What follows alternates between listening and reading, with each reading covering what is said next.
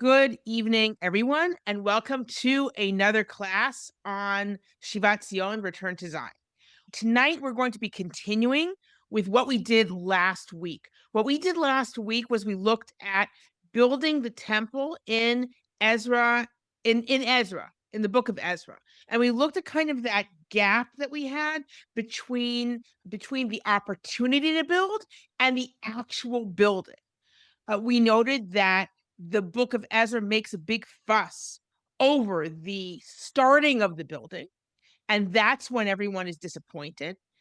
However, when the building is actually completed, there isn't much of a fuss at all. I mean, their sacrifices are brought, it's clearly important, but there's less of a fuss made. And also, it's considerably later because the way the book of Ezra portrays it is that the temple was started to be rebuilt almost immediately upon returning to the land, and then it simply stalled. And we noted that in the book of Ezra, the editor author, let's say, brings letters to prove his point that the reason they did not build was because the surrounding nations were threatening and were creating problems, not just threatening, that they actually wrote to the emperor to have it stopped. However, the letters that the book brings are not about the building of the temple, and they're not happening during this period. They are instead much later letters written in the time of Artaxerxes and perhaps Xerxes, asking for the building of the city of Jerusalem to be stopped. In which case, Artaxerxes says, yes, absolutely, they are a rebellious people. They keep rebelling against kings. Absolutely stop them from building the city. However, we can see from the book of Ezra itself that this does not apply to the temple, that in fact, when it comes to the temple, in the time of Darius, much, much earlier than Artaxerxes, as soon as a letter is sent back to Darius saying, hey, these guys are building, they claim they were permitted by Cyrus, Darius not only allows them to build, but even sends money, sends funds for them to be able to finally complete building. It's quite clear that from the point of view of Darius, the reason they have not finished is they did not have the funds to finish. So let's take a look and see what we get from Haggai. Now, I'm going to remind you, in terms of the book of Ezra says this, and of course, we get this also from the books of Haggai and Zechariah. Haggai and Zechariah, right? The books of Haggai and Zechariah themselves, that these were the prophets saying, now is the time to build. That in the second year of Darius, it is these prophets that really make it clear now is the time to finish building. And we're going to see Haggai in particular, how he urges the building and how he presents the issues of this period. I'm going to pause just to see if anyone has any questions as we start. Does anyone have any questions? Wait, now is the time to build the temple, is what you're saying. Yes. Okay, not the city, the temple. Not the city, the temple. They are not allowed. The idea of the city and building the city seems to be so meaningful, both to the people of Judea and Jerusalem and to the surrounding people. In other words, building a temple has different symbolism than building the city of Jerusalem. And we see that in the way everyone reacts to it. So what we're going to see is that when they build the city, they really are under threat from people around. And they really do have to deal with kind of pleading before, Nehemiah has to essentially plead before Artaxerxes to be allowed to rebuild the city. Whereas with the temple, obviously they need permission, quote unquote, but in a way they don't, because what we saw last week was as soon as they actually finally start rebuilding the temple in the second year of Darius, when the head of the whole area comes and sees this, he says, okay, we're going to write to Darius and make sure this is okay. But meanwhile, you can keep doing what you're doing. We're not going to stop you meanwhile. This isn't like, because the temple is not perceived as some big threat or some huge issue. He's just checking with Darius. Darius looks in the annals, it looks in the archives, finds that this was, in fact, a commandment from Cyrus as well. And he says, okay, absolutely, and I will help. So we see it's a very different issue in terms of, now again, that doesn't mean that in the beginning were not worried about the surrounding nations. It doesn't mean that didn't play any sort of part, but it doesn't play the huge part that we're kind of led to believe from the framing in Ezra. It wasn't the big deal that we would think. Miriam? So yes, he do. When you say building the city, I think you mean building the city walls, because the walls are what are threatening the Persians and the The other city people walls, around. the city's not populated. In other words, yeah, there are people in the city, but it isn't just after the walls are built, they have to populate the city. The city really is in ruins. So it's of course you're right that when I say building the city, I mean the city walls. It's not that there's nothing in the city. However, it is pretty clear that most people are not living in the city. Just from the way Nehemiah has to deal with it afterwards, where he's like, okay, now every family has to send a tenth to live in the city so that it doesn't fall to ruin again. So it does seem to be the city itself, of course, it's part of rebuilding the city itself. But you are right. The big deal is building the walls around the city. That is true. We're going back to rebuilding the temple. Okay, we're going to look at what we can learn from Haggai in this area. The book of Haggai is 2 chapters long. We're going to be looking at the whole book. What we have in the book of Haggai are short prophecies that are dated. Okay, so we know exactly when these happen. They all happen in a very short range of time, as we shall see. Okay, Bishnat Shtaim LeDarius HaMelech. I'm reading from the very beginning of the book, chapter 1, verse 1, Parak Aleph, Pasuk Aleph. Bishnat Shtaim LeDarius HaMelech, B'chodesh HaShishi, B'yom Echad LaChodesh, Hayad Dvar Adonai b'yad Haggai HaNavi, El Zerubbabel ben Shaltiel Pachat Yehuda, Vel Yoshua b'yad Tzedek HaKohen HaGadol Lemor. So in the second year of Darius, the first day of the 6th month, this word of God came through the prophet Haggai to Zerubbabel. So Zerubbabel and Shaltiel and Yoshua ben Tzedek are 2 fearless leaders saying this is the time to build. Say you're saying it's not the time, and I'm saying it is the time. Kol amar Adonai tzvaot lemor ha'am hazeh amru lo et bo et bet Adonai libanot. The nation is saying this is not the time has not come. The time for the house of God to be built. And the word of God comes to Haggai saying, "Ha'et lachem atem lashevet bevatechem sfunim v'bayit hazeh charev."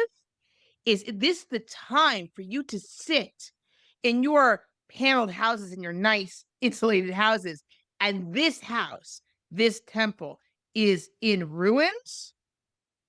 So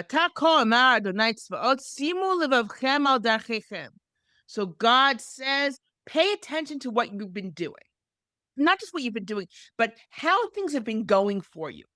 The ways that you've been choosing and how that's been working out for you.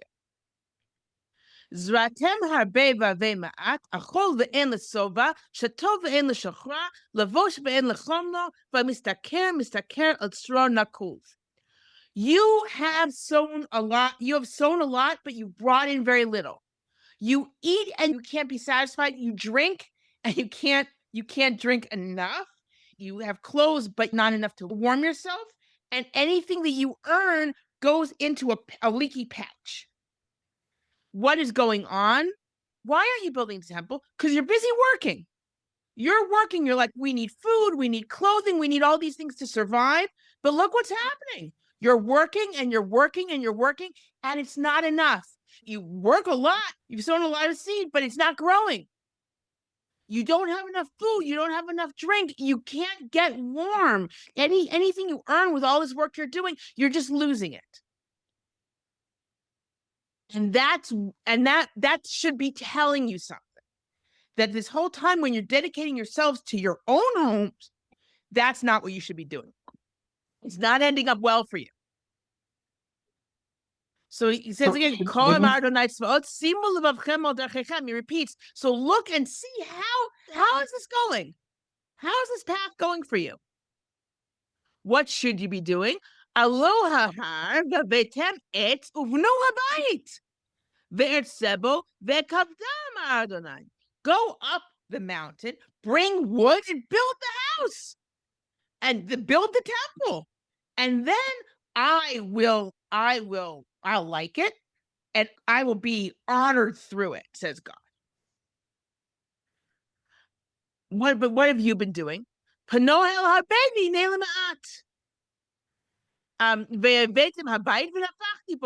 have been going everywhere, and trying to bring in a lot, and it's become little, and you bring it home, and I blow it away. Yan me, no Hashem, because of what, says God? No Hashem, says God. Yan beiti asher hu charev vatem ratzim ish leveto. Because of my house that lies in ruins, and you're running each person to his home. Because that's what you're doing. You're not building my temple, and instead you're spending all this time doing work, and then saying, "Oh, now I've earned all this, or now I've brought all this." So I get rid of it. So it's not gonna last.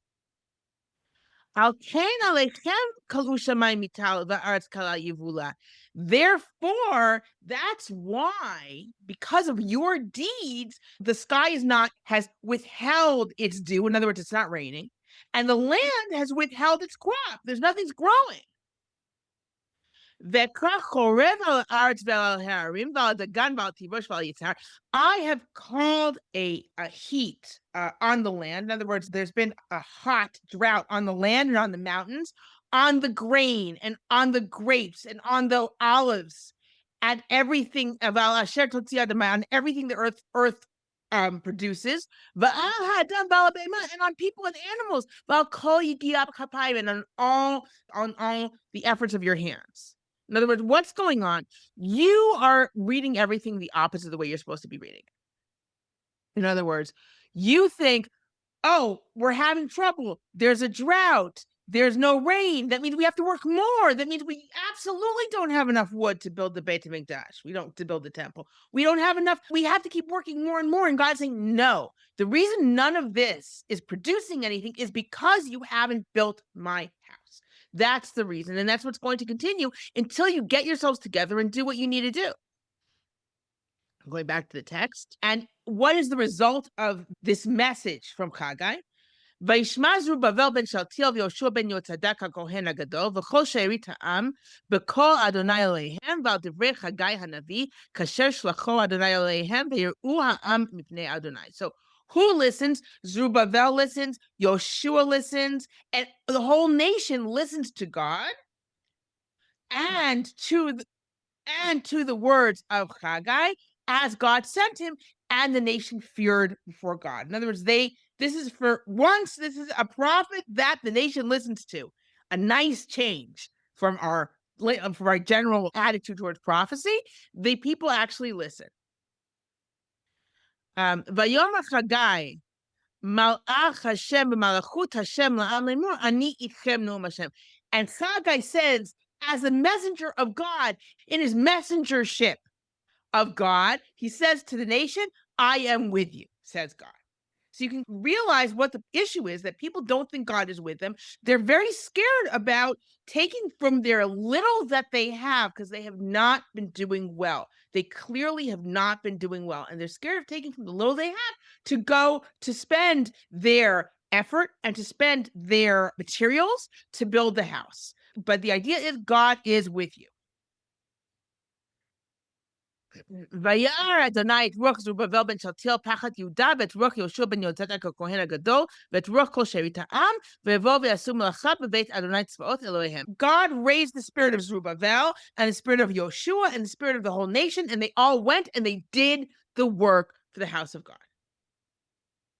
Okay, and now we have kind of a break. There seems to be something that we're missing because we switched from the 24th day of the 6th month to the 21st day of the 7th month. Okay, but realize how quickly this is all happening, right? We start with, let's go back to the first date. Okay, it's the 2nd year of Darius and the 1st day of the 6th month. And then we have something that we don't know exactly what happens to the 1st day of the 6th, and then the 24th day of the 6th month. And then in the 21st day of the 7th month, there's another prophecy.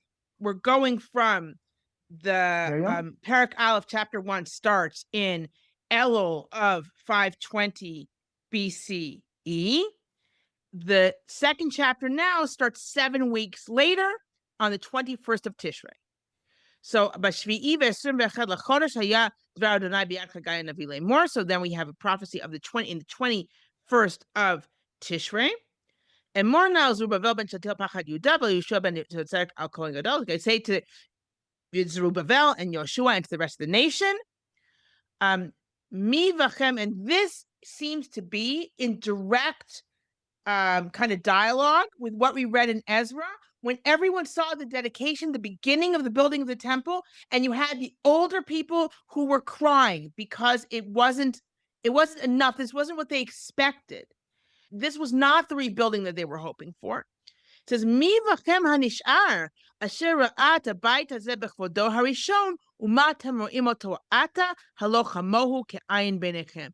Anyone here who has remained, who saw this house, this temple in its first glory, and what you see now, it looks like it's like nothing to you. Now, remember what I said about Ezra. Ezra certainly edited later than Haggai is written. So it's very possible that what's written, the description in Ezra, also draws from this prophecy in Haggai. That the people who remembered the first temple, when they see the building of this second temple, they are tremendously disappointed. And remember, but this is the beginning, right? It's the beginning of the building. Chazak Zerubbabel na'um Adonai, v'chazak Yoshua ben Yotzadaq haKohen haGadol, v'chazak kol am ha'aretz na'um Adonai, v'asu ki ani itchem na'um Tzvaot. Be strong, Zerubbabel. Be strong, Yoshua, and be strong, the entire nation of the land, because God says, I am with you. What does that mean? Don't be so disappointed that you stop. This may not seem like much. You will be able to finish this. Et hadavar asher karati itchem b'tzedchem miMitzrayim v'ruchi omedet b'tochachem al tira'u. Remember what that essentially remember how are you strong through what the covenant that I made with you when you left Egypt. My spirit is still among you. Do not fear. And now we're getting into something which is going a little bit out of kind of the natural realm of things. This is kind of a promise that we're getting, which is very different from the way things are told in Ezra and Nehemiah, because Ezra and Nehemiah is very much rooted in the present, real world. And here we're getting a promise of kind of a great, what we think of as kind of apocalyptic messianic happening. God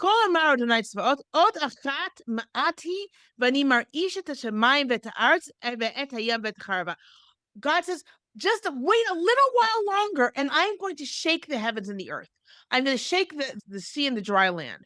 והרעשתי את כל הגויים, ובאו חמדת כל הגויים, ומילאתי את הבית הזה כבוד, אמר אדוני צבאות. And I'm going to shake all the nations, and all the precious things of the nation are going to come, and I will fill this temple, this house, with glory, says God.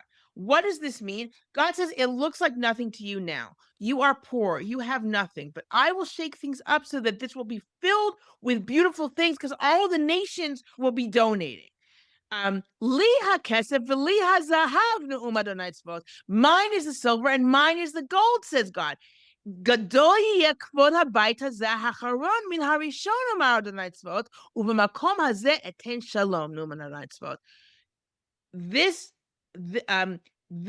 glory of this house, this last one, will be greater than the first one, says God.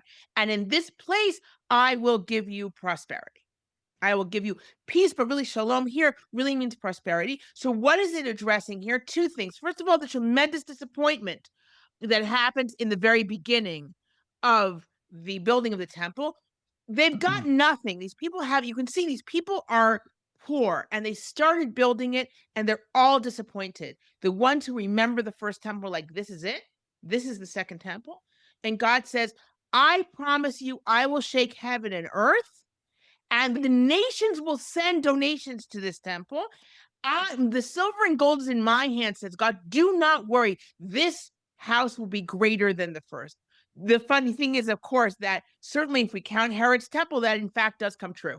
It absolutely comes true. It even comes true in terms of things coming from the nations, right? But it also comes true in an immediate sense for these Jews, because as soon as Darius starts giving them money, say, I'm sending you money so that you can finish this temple. And as soon as they write to Darius, so that also it comes true in a way, and also in a sense. And we see an issue that comes up Because remember that they first built the altar, which makes a lot of sense. You need to be able to bring sacrifices. The first thing they did was built the altar, and now they're building the temple. And there's a danger that we don't think of a lot. There's a danger that they're going to stop. Okay, there was this initial drive. They listened to Haggai and Zechariah to build it. There's a danger that we see here in this next chapter that they're going to lag. They're going to stop. Let's see how we can read this in Haggai. Now we are in the 24th of Kislev. We're in the 24th of Kislev, same year. And God speaks to Haggai. And he comes with a halachic question, a question of Jewish law. Ko amar Adonai Tzvaot she'al nata kohanim Torah lemor. He said, ask the priests the law, saying. Now remember that, and we in today's world we don't think of this much. The kohanim, a big part of the job of the kohanim, of the priest, was to teach. They were kind of supposed to paskin. In other words, they were supposed to rule on the law as well, especially when it came to sacrifices. But they were also supposed to teach the law. That's part of their job. And so he says, okay, let's hear this. And this is going to be a law of purity that they should certainly know. Hen yisa ish b'sar kodesh b'chnaf bigdo, v'naga b'chnafo el halechem ve'el hanazir ve'el hayayin ve'el shemen ve'el kol ma'achal hayikdash ve'yanu kohanim ve'yamru lo. They said, if someone holds meat that is holy meat, in other words, it's meat from a sacrifice, and he holds it within a fold of his garment, and that fold touches bread or stew or wine or oil or any sort of food, will that food become holy? Will that food now become holy, get that holiness from the sacrifice? And the answer of the priest is, of course, no. Vayomer Haggai, im yigat me nefesh b'chol ele hayitma, vayanu akonim vayomrut yitma. He says, what if someone who has become defiled by touching a corpse, if he touches any of these foods, will they then become defiled? Will they then become impure? And the priest say, yes, it will become impure. Vayan Haggai vayomer ken ha'am hazeh v'ken hagoy hazeh lefanaynu Adonai v'chen kol me'aseh yedehem v'asher yakrivu sham tamehu. And so Haggai says there, yes, that is what this nation is. That's what's going on with his peoples before me, says God. So are all their actions, and anything they sacrifice is impure. Why?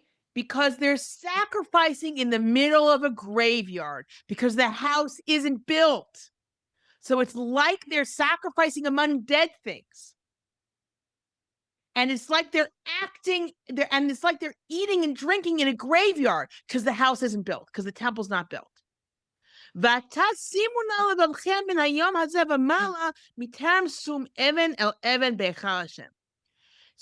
pay attention from this day forward. As long as the stone is not placed on a stone in the house, in the temple of God. And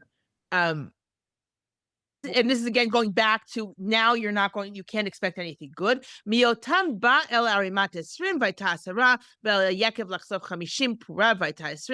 you come to a heap of grain, that's 20 measures, it'll be 10. If you go to the wine vat and it should be 50 measures, it'll be 20. In other words, you're going to lose until you do this thing. You're going to be losing all your food, all your produce. הכיתי אתכם בשיטפון ובירקון ובברד, את כל מעשה ידיכם, ואין אתכם אלי נאום השם. I smote you, I struck you with different types of blight. This is blight and mildew, but whatever, it's different types of blight and with hail. And I struck all the works of your hands, but you still are not with me, says God. Now we can imagine how hard it is for these guys. These are people who are struggling, and they keep on being hit with all these problems with their agriculture. And you can understand why they haven't been building a temple. It has been really rough. This has been really rough. And what Haggai is saying is, no, it's been rough because you haven't built the temple. You've got to build it. שימו נא לבבכם מן היום הזה ומעלה, מיום 24 לתשיעי, למן היום אשר יוסדך השם, שימו לבבכם. So note from this day forward, from when? From the 24th of Kislev, from the day when the foundation was laid, take note. In other words, we're now laying the foundation. Now pay attention. Ha'od hazera b'mgurav ad hagefen v'ateina v'rimon v'etz hazayit lo nasa min hayom hazavarech. So while the seed is in the granary, while the grapes, the vine, the fig tree, the pomegranate, the olive tree have not borne fruit yet, it's Kislev, it's the winter, right? So there's nothing's grown yet. From this day I will bless you. In other words, put a note in your calendar and know that the next crop is going to be good. It's going to be good because you are going to build and you are going to keep building. Note, of course, that we are repeating all of the classic crops of the land, right? Grapes and figs and pomegranates and olives. This is the bounty of this country specifically. And then there's another prophecy. It's a second prophecy on the same day. And more el Zerubbabel pachat Yudalimor ani marisha teshamayim vet haaretz. And this is what we read before when we were talking about the expectations of Zerubbabel as a king. Note that he's calling him Zerubbabel pachat Yudah. He's the governor of Yehuda. In other words, he as the governor of Judea has actually been given a role by the Persian Empire. But what's going to happen is described very much as you will be a king over nations. והפכתי כיסא ממלכות והשמדתי חוזק ממלכות הגויים והפכתי מרכבה ורוכביה וירדו סוסים ורוכביהם איש בחרב אחיו. We've read this before when we were talking about the king. I am going to overturn thrones. I'm going to destroy the strength of kingdoms, and I will overturn carriages and bring down horses and their riders, and people will fall with the swords of their fellows. Bayom hahu ne'um Adonai tzvaot ekachacha Zerubbabel ben Shealtiel avdi ne'um Adonai v'samticha kachotam ki b'char b'charti ne'um Adonai tzvaot. And on that day, I will take you, Zerubbabel, and I will make you as a seal because I have chosen you. And we noted the last time we read this, that this was actually maybe it's even meant to be a reversal of what Yirmiyahu said about the line of Yechonia, that God said, I will remove you. If you were a seal on my right hand, I would remove you. Here it's like, no, I will place you as a seal. You will be the ruler. And we discussed this already in previous class, that in fact, what happens, we don't know. Okay, Zerubbabel drops from the narrative, and we see that more clearly in Zechariah, because Zechariah continues, and we also saw in Zechariah, I'll just remind you because we're talking about it now, we also saw in Zechariah that when God says, Ki im beruchi, right, you're not, lo b'chayo v'lo b'koach ki im beruchi, not with armies, not with strength, but with my spirit, says God. That seems to be, and he says that's how I'm going to empower you, Zerubbabel. That seems to be a statement to Zerubbabel. Don't raise an army. That's not what I'm not telling you to rebel against the Persian Empire. I am simply putting I'm going to help you. And we discussed that possibly what happened is that either Zerubbabel maybe died of natural causes, maybe he was sick, or he was simply recalled to the Persian capital, because in fact that is what they would do frequently with a governor, because they didn't want governors to turn into kings. So a governor usually was not a governor for life, and certainly someone who, as soon as word would reach them that there are all these stories going on that Zerubbabel is going to be this great king, it's natural that he would be brought back. But notice what stage we're at now. So where are we? We have the temple's built, right? If we go back to Ezra, the temple is built. It happens by the 6th year of Darius, and Jerusalem is in ruins. And Jerusalem is in ruins for many years afterwards. And we're going to look in our next class, because the reality was the city of Jerusalem was in ruins. And the reason the city of Jerusalem was in ruins was in fact because this was considered a tremendous threat by the surrounding nations and even apparently by the Persian Empire itself. So that's going to be the topic of our next class. Any questions about what we talked about today? Ellen, you have your hand up? Yeah. I was wondering, when we read Ezra, it looked like they laid the foundations of the temple very early on, and then they just didn't do anything about it. But here it looks like they haven't even started laying them until the second year of Darius, which was many years later. Okay, isn't this a contradiction? Right. So it's a contradiction. It's absolutely a contradiction. And it does seem like, and we also have we have a contradiction even within the book of Ezra, right? So it's even within the book of Ezra, we have a contradiction of who, because in a letter in the book of Ezra, in the letter that they write to Darius, they say, we started building this temple under Cyrus. Sheshbazzar started building it. In other words, our very first governor started building it. And yet in the narrative, it says Zerubbabel started building, right? And it still says Zerubbabel started building it like right after they came. Whereas here, it really looks like they started building it only in the second year of Darius.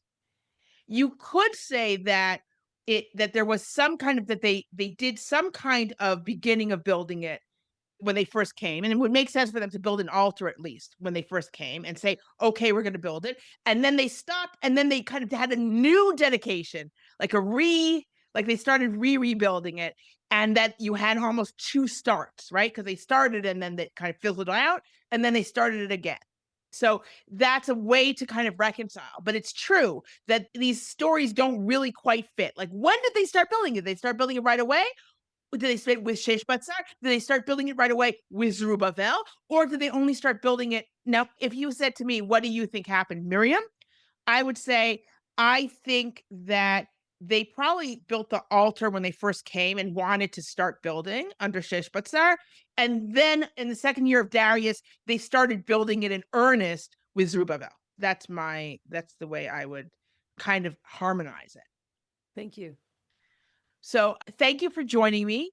So in our next class, we're going to look at building the walls of Jerusalem and the different attitudes towards building those walls and the challenges of building those walls.